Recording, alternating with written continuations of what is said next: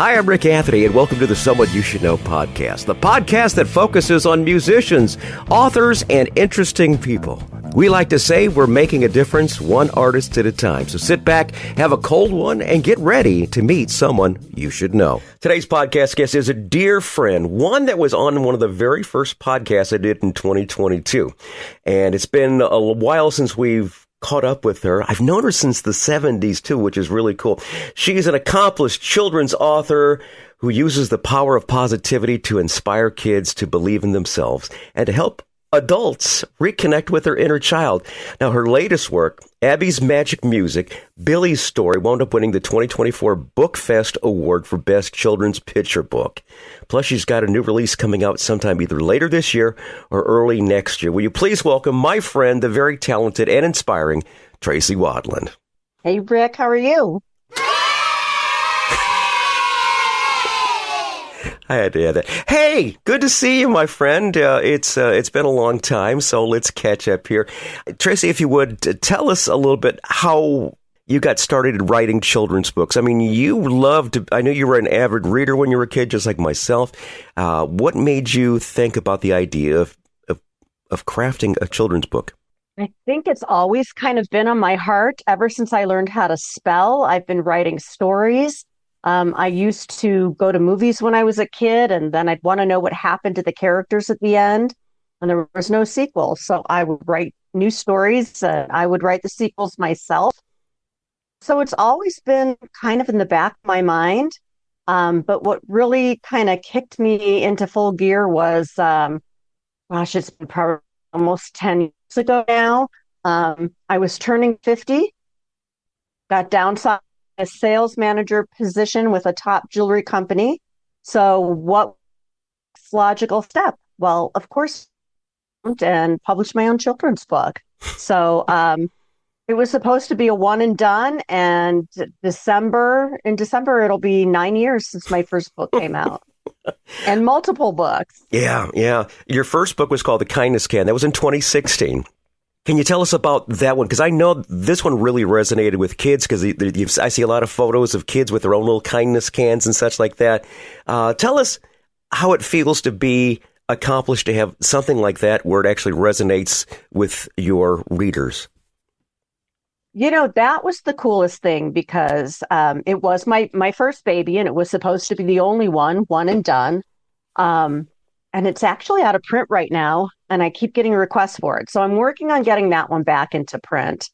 But just funny enough, it's my least favorite of all the ones I've written. And I think it's because I was new with the whole children's book thing. And I look back on it now and I think I could do better.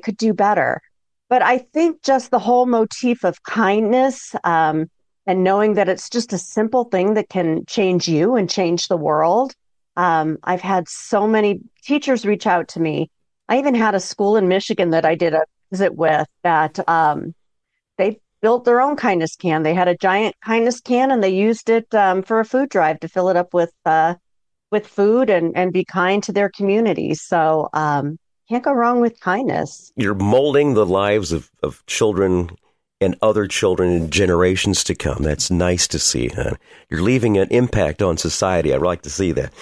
Following that, you came up with Witch's New Britches and The Bluebird of Happy. What were the themes that these explored? The Witch's New Britches was actually written for one of my goddaughters. She has a Halloween birthday, and it was just kind of something silly and funny for her.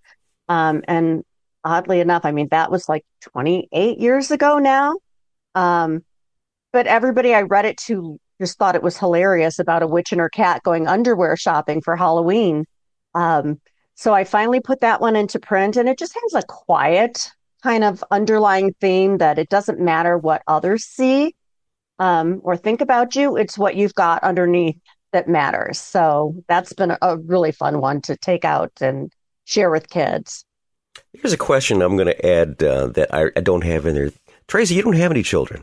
But you write with such knowledge of children. Do you just tap your inner child all this time, or where does that come from? I have 3 amazing godchildren that are all grown up now. They're 38, or no, I'm sorry, 30, 28, and 25. So being a godmother is the best thing in the world because I get all the fun stuff and then I get to send them home when I'm done. So that was amazing. But I went to a writers conference with Hay House Publishing quite a few years ago. Hay House is the largest spiritual self-development book publisher in the world.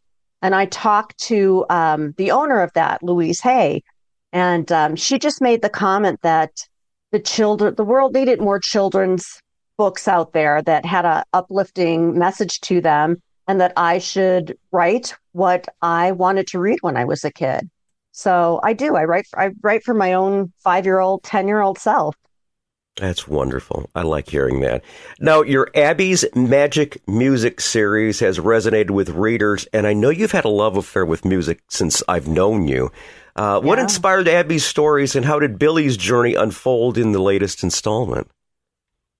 So, Abby's Magic Music, Abby was a real dog. Sadly, she has crossed the Rainbow Bridge at this point, but her memory will live on in all of the Abby's Magic Music books. But Abby belonged to a friend of mine named Billy, and Billy owns the actual Magic Music Shop, which is actually Dynamite Music in Northwest Indiana. So it's kind of all inspired by what goes on in that shop. It's a fun place to hang out, and when I'm in there, I kind of get lost myself in the magic of the music shop, all the different instruments, and then I see things that I'm like, that should be a character, and that would be a good story, and it just kind of gives me a lot of material for fun stories.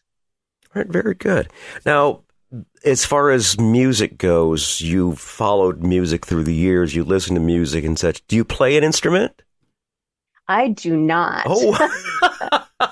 So I tried to play music. So I took guitar lessons when I was about 9 or 10.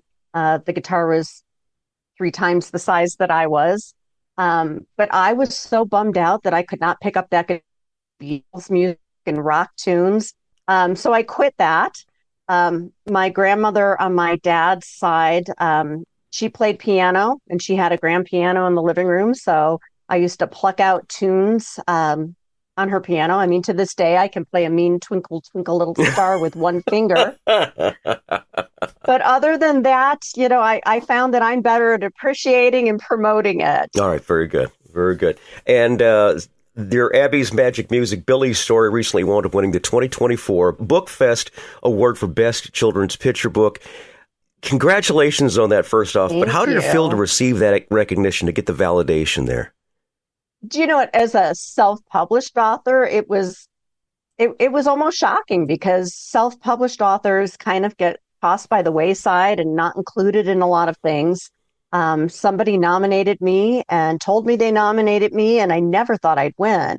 So extremely cool is all I can say. And just, I'm proud of it. I'm really proud of it, because I didn't think that it would be more than just me telling my stories. And now I know that a lot of other people love it too. All right, great. Now, we're speaking with a dear friend of the family, Tracy Watland. We have more to discuss about her future books in just a few seconds here. But first, I want to say thanks so much for tuning in to the Someone You Should Know podcast. I also want to thank our friends at Buzzsprout. They share our service to all the different streaming platforms like Apple Podcasts and Spotify and Amazon Music and Deezer and Good Pods and Podcast Addict. There's like 17 different platforms. Also want to thank them for providing the stats. Thanks to them. And thanks to you, we're heard in over 2,800 cities and 106 countries around the world. I want to salute some cities like these: Easton, Pennsylvania, Prineville, Oregon, Southlake, Texas, and Leeds in West Yorkshire in England. The Someone You Should Know podcast, heard wherever quality streaming audio is available. We're speaking with accomplished children's writer Tracy Watland, a dear friend of ours. And this is her second appearance here on the Someone You Should Know podcast. First one was 3 years ago, and quite a few episodes ago, and we're catching up with Tracy about what she's got going on here. You mentioned, Tracy, in some information that I received from you, Mind Your Magic is coming out late this year or early next year. What can readers expect from this next chapter of Abby's story? So this book 3 is about overcoming anxiety. The first book was about forgiveness. Uh-huh. The second was about overcoming fear, and this one is about overcoming anxiety. Um, so I've actually started writing this book a million times and gotten sidetracked with it. And I feel like it's a really important topic. Everyone in the world seems to have anxiety now, big kids and little kids. So it's something that I want to do right. So it's taking me a little bit longer to write it, but I've tested out pieces of it, and I've actually written a guided visualization meditation for kids about coming into the magic music store and Abby and Billy welcoming them in and letting them play instruments. Um, I've tested it out at a couple schools, and it got a way better reaction than I thought it might. So I'm super excited to kind of help us all get our anxiety in check. Wonderful. Now, Tracy, you've of course got response from kids as much as far as that goes. What are the teachers saying? I get a lot of positive feedback from teachers, just and parents thanking me for writing certain books, letting me know that it's filling a much needed hole. And I say that because the way I write is so different. I break every flippin' rule there is for writing children's books. Um, for a picture book, mine are traditionally too wordy. I tell kids what the problem is and what the solution is. You're not supposed to do that because that's preaching and they should figure it out on their own. Um, but I break all those rules and the kids kind of figure out what's happening before I even get to the lessons. So it's just a formula that works for me. Well, very good. Break the rules and be a success in doing so. I like that, Tracy. Now, you've hinted about the idea of actually writing something for us big kids, adults. What's your thoughts behind that? So I've always wanted to write an inspirational like gift book, the little colorful books that you see out there that just kind of gives you some insight onto following your dreams, following your heart. So that's been in the back of my mind probably for as long as the children's books have been. So hopefully I'll get to that next. I'm also considering doing, instead of a gift book, doing cards. As far as, there are card decks where you can pull a positive affirmation out for the day. So maybe turning my characters into a card deck, but geared towards adults. So many things in my head. Mm-hmm. I don't know. One idea is bigger than the next. Now, I think at one point you were talking about making some plush characters. Is that still a possibility? It is. It is. So I have plush characters, larger ones that I take them with me to school visits. The kids get to hang on to them. They get to, sometimes we do puppet shows with them. But my one of my dreams would be to have them pulled down into a little bit smaller size and package them with the books. So still a possibility in the back of my head. Well, especially with the idea now that you've got 3D digital printers, that if anyone wants to go ahead and donate one to Tracy, we'll give you the information out of contact. I'll take it. Oh, very good, very good. Tracy, you're so busy with all the projects. How do you balance your time between writing, speaking, advocating kindness and positivity, and still being Tracy? I guess that's who I am. Yeah. I'm just constantly running.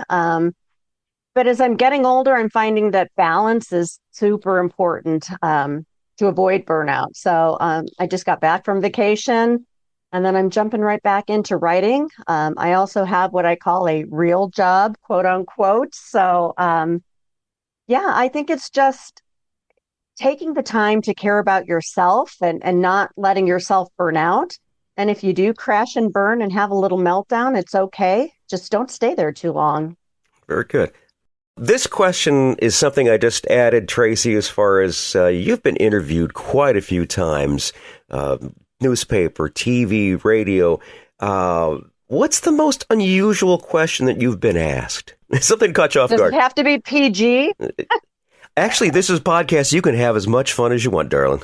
Well, I'm going to say one of the most bizarre questions I've been asked, and it was actually through email, was would I come to a school visit dressed like Britney Spears from the Catholic schoolgirl era? So a little bizarre. But probably the most interesting that I've, like maybe a real question would be, I teach so much about kindness and positivity. Why would I want to do that in a world that's so dark? Which I thought that was kind of an odd. I mean, why wouldn't I want to do that in a world that has its dark? Yeah, be the candle. Be the candle instead of material that's burning. Go ahead and actually provide the light rather than provide the darkness. That's a wonderful thing, Tracy. And all right, very good. Where are your books available at, Tracy? Let's talk about your website, your socials, and everything else. Yeah, so right now they're only available on my website, which is tracywatland.com. And that's where you can pretty much find me, Tracy Watland author on Facebook, Tracy Watland on Instagram. And that is your best bet right now. Very good. I'll include those in the show notes so parents listening in. Now, Tracy, can you personalize something if it's coming from your house as far as that goes? Absolutely. Yep. I'm a one-woman dog. And so I sign them, I pack them, I ship them. So yes. All right. Very good. So listeners, if you want to go ahead and do this, this is ideal for an individual who found out that they're having a baby. This would be an ideal gift for a baby shower. And I think it would be just a wonderful addition to your grandkids, changing and teaching them a little bit about life and such. This is just the ideal thing. And she's such a wonderful individual. And these actually come from her heart. Instead of writing songs, she's writing these books. And take it from me, I personally endorse her because she's been a friend of mine for a very, very long time. And I just think the world of this lady here. Tracy, any final thoughts you want to say, hon? Thank you. Thank you so much for having me, for shining a light on my character building messages, and I appreciate you. Hi, this is Rick Anthony, thanking you again for listening to this episode of Someone You Should Know. Now, if you're an aspiring musician or an established musician that's looking for a little exposure, I invite you to drop us a line at someoneyoushouldknowpodcast@gmail.com. That's someoneyoushouldknowpodcast@gmail.com. Also, I invite you to tell a friend about the Someone You Should Know podcast. I thank you for tuning in this time, and I invite you to check us out next time on the Someone You Should Know podcast, because you never know who's going to show up. Until next time, remember, God loves you, and so do I.